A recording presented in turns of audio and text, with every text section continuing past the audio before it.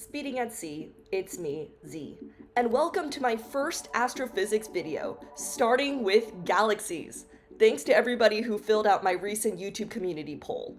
Galaxy formation is such a mesmerizing story, from the earliest eras of the universe to the magnificent structures we observe today. So feel free to click through the timestamps below. Buckle up and let's get started. Since we can't run experiments on galaxies directly, we need to compare our theories with observations. Thankfully, we have a cosmic time machine. Because light travels at finite speeds, we can look further back in time by observing more distant galaxies. This ability to peer into our past made it crucial for us to categorize galaxies. In 1926, Edwin Hubble, who we named the Hubble Space Telescope after, created a classification scheme for galaxies, grouping them by similar features. This is called the tuning fork diagram because it resembles a fork, with three main branches representing different types of galaxies. At the base of the fork, we have elliptical galaxies. These galaxies range from nearly spherical to elongated shapes, and are known for their smooth, featureless appearance.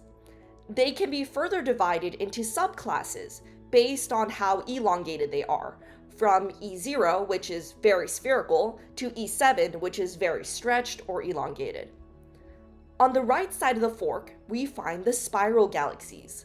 These galaxies are characterized by their flat, rotating disks with spiral arms winding outward. They come in two main varieties. First, normal spirals, like the Milky Way, have a central bulge surrounded by a disk with spiral arms. On the other hand, we have barred spirals, which have a central bar-shaped structure that extends across the bulge, with spiral arms emerging from the ends of the bar. Spiral galaxies are further classified into subtypes based on the tightness of their spiral arms and the size of their central bulge, ranging from SA to SC for normal spirals and SBA to SBC for barred spirals. Finally, on the left side of the fork, we have the irregular galaxies. Unlike ellipticals and spirals, irregular galaxies lack a distinct shape or structure and appear very chaotic in their form. As we analyzed more galaxies, we actually recognized that this classification by feature could be a classification by evolution.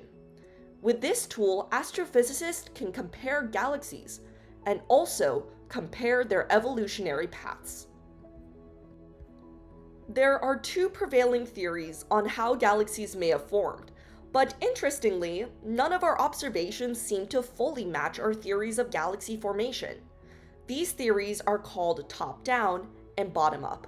Let's explore what each of them propose. The top-down theory, also known as primordial collapse, came first. This theory suggests that during the early universe, individual gas clouds as large as galaxies collapsed to form stars and galactic structures like the spiral arms. This meant that the stars would form very early, located in the bulge of the galaxy, which is outside of the thinner disk that you might recognize. The bottom-up theory, also known as hierarchical clustering, is more commonly accepted. It's where larger structures form from merging smaller structures. Its name, bottom-up, means that we go from the bottom, with the first structures of the universe, to the top, the largest, most complex structures, in the form of galaxy clusters, filaments, and more. Our observational evidence seems to be a better match with the bottom-up theory. For example, in 1995, scientists pointed the Hubble Space Telescope to peer as far as possible into a relatively empty patch of the sky, which they named the Hubble Deep Field. What they found was shocking. They found that the galaxies in the Hubble Deep Field were more disturbed and irregular in our local universe. Galaxy collisions were more common earlier in our universe. This supports the bottom-up theory, indicating that as smaller galaxies in the past collided and merged, they gradually built up larger galaxies over billions of years. Another clue that supports the bottom-up theory is the age diversity of stars within galaxies. If the first top-down primordial collapse theory were true, all of the gas clouds would have collapsed simultaneously, resulting in galaxies with uniformly old stars. However, observations reveal that galaxies contain stars of various ages, indicating a more gradual formation process where new stars continue to form over billions of years as a consequence of galaxy collisions. Although this is a galaxy formation theory, it's also an important mechanism to understand on larger scales. Only by merging these individual galaxies can we form larger galaxy groups, like our very own local group with the Andromeda and Triangulum galaxy. By combining local groups, we can observe clusters like our Virgo supercluster with hundreds of galaxy groups. These structures can form into large-scale filaments, walls, and superclusters that make up our universe. Surrounding the Virgo supercluster are voids that lack galaxies and filaments of hundreds of thousands of galaxies. From the evidence we've seen, it might seem like the bottom-up theory is our correct answer, but recent discoveries have actually complicated this model.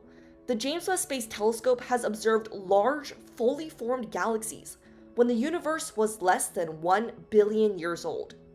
These shouldn't exist with our current models of galaxy formation. There simply hasn't been enough time for these smaller galaxies to merge and form these colossal mature galaxies. Another perplexing question is the presence of supermassive black holes at the centers of galaxies. Most galaxies have supermassive black holes, but how did they form? They would require significant time to grow their mass. Strangely, James Webb has also revealed these behemoths in the centers of galaxies in the early universe, far too early for them to have formed through the bottom-up process. These observations indicate that while the bottom-up theory explains many aspects of galaxy formation, it's actually not the whole story. The universe is much more complex and dynamic than we have previously thought, and our theories need to evolve to include these new findings. As we continue to explore and study the processes behind galaxy formation, we're gaining deeper insights into how our cosmic fabric has formed. Our very own galaxy ecosystem is also evolving. Our Milky Way is on a collision course with the Andromeda galaxy in about 4.5 billion years. This future collision will reshape our galactic neighborhood, just like it has for billions of years. If you're interested to learn about that, I'm actually going to be creating a video soon on galaxy interactions and the Milk-Dromeda collision for this galaxy series. So be sure to subscribe on YouTube or follow me on Twitter, formerly known as X, so you don't miss out on the next episode of Galaxies from your favorite astrophysics VTuber. Signing out.